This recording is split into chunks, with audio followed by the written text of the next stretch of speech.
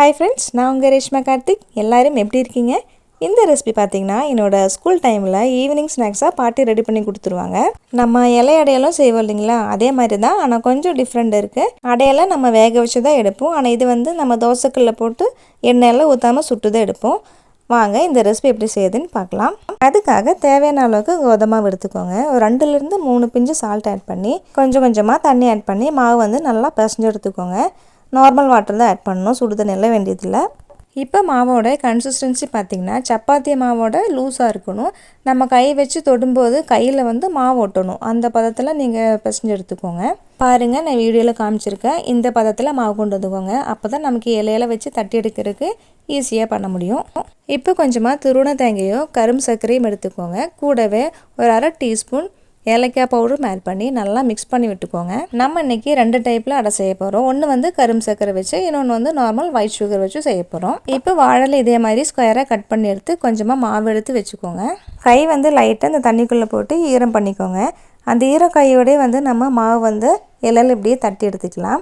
இந்த மாதிரி பண்ணும்போது நமக்கு மாவு வந்து கையிலையும் ஒட்டாது, இலையில வந்து தட்டி எடுக்கிறதுக்கு ஈஸியாகவும் இருக்கும். இதே மாதிரி தட்டி எடுத்துக்கோங்க. இப்போ நம்ம மிக்ஸ் பண்ணி வச்ச தேங்காயும் கரும்பு சர்க்கரையில் கொஞ்சமாக எடுத்து இதில் பாதி மட்டும் நம்ம ஃபில்லிங் பண்ணி வச்சுக்கலாம். நிறைய இனிப்பு வேணும்னா நீங்கள் ஜாஸ்தியாக போட்டுக்கலாம். எங்களுக்கு கொஞ்சமாக இனிப்பு போதுனால நான் கம்மியாக தான் போட்டிருக்கேன். பாதியில் மட்டும் ஃபில் பண்ணால் போதும். மேலே இருக்கிற போர்ஷன் வந்து நம்ம அப்படியே ஃபோல்ட் பண்ணி வச்சுருவோம், அங்கே தேவையில்லை. இப்போ மீதி மாவெல்லாம் நம்ம இதே மாதிரி ரெடி பண்ணி எடுத்துக்கலாம். நீங்கள் ஒன்று செஞ்சு முடிச்சதுமே தோசைக்கல்லில் வச்சு சுட ஆரம்பிச்சுக்கோங்க. நான் வீடியோக்காக எல்லா மாவுமே செஞ்சதுக்கப்புறம் ஒவ்வொன்றா சுட ஆரம்பிச்சிட்டேன். நீங்கள் பண்ணும்போது எல்லாத்தையும் ஒட்டுக்க அப்பப்போ சுட்டு எடுத்துக்கோங்க. இப்போ கடைசி ஒன்று மட்டும் பேலன்ஸ் வச்சுருக்கோம். அதில் வந்து நம்ம ஒயிட் சுகர் தான் ஆட் பண்ண போகிறோம். பேசிக் இதே மாதிரி செஞ்சதுக்கப்புறம் துருவன தேங்காய் வந்து எடுத்து மேலே ஸ்ப்ரெட் பண்ணி விட்டுக்கோங்க. அதுக்கு மேலே வந்து நம்ம நார்மலாக ஒயிட் சுகர் வந்து மேலே ஸ்ப்ரெட் பண்ணி விட்டால் போதும். அவ்வளோதாங்க. அப்புறம் நம்ம எப்போ மாதிரி ஃபோல்ட் பண்ணி எடுத்துக்கலாம். நான் ஒயிட் சுகர் வச்சு ஒரே ஒரு அடை மட்டும்தான் செஞ்சுருக்கறனால ஏலக்காய் பவுடர் ஆட் பண்ணலை. நீங்கள் நிறைய செய்கிற மாதிரி இருந்தால் நீங்கள் ஏலக்காய் பவுடர் ஆட் பண்ணிக்கோங்க.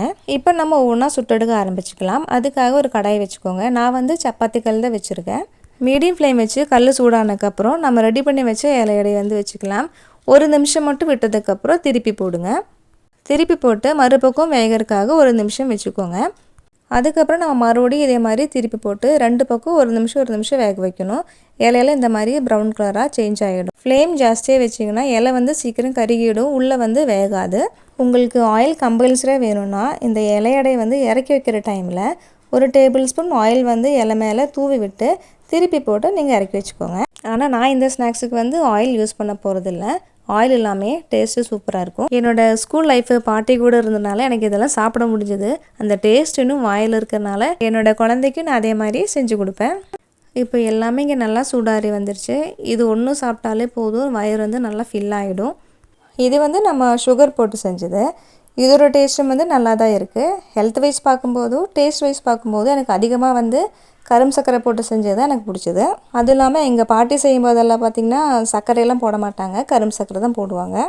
இது வந்து நம்ம கரும்பு சர்க்கரையில் செஞ்சது. குழந்தைங்கள்லாம் ஸ்கூல் விட்டு வரும்போது இந்த மாதிரி செஞ்சு கொடுத்து பாருங்கள். எல்லாருமே 2 மெத்தட்லையும் ட்ரை பண்ணி பாருங்கள். ட்ரை பண்ணி பார்த்து எந்த மெத்தட் உங்களுக்கு பிடிச்சிருச்சுன்னு கமெண்ட் பாக்ஸில் கமெண்ட் பண்ணுங்கள். அவ்வளோதான் ஃப்ரெண்ட்ஸ். எப்போ மாதிரி இந்த வீடியோ பிடிச்சதை மறக்காமல் லைக் பண்ணுங்கள், ஷேர் பண்ணுங்கள். இன்னொரு விஷயம் ஃப்ரெண்ட்ஸ், நிறைய பேர் பார்த்தீங்கன்னா சப்ஸ்கிரைப் பண்ணாமே பார்க்குறவங்க இருக்கிறாங்க. கூடவே கொஞ்சம் சப்ஸ்கிரைப் பண்ணி கொஞ்சம் சப்போர்ட் பண்ணுங்கள் ஃப்ரெண்ட்ஸ். நெக்ஸ்ட் வீடியோ வரைக்கும் எல்லாருக்கும் டாட்டா, பாய்.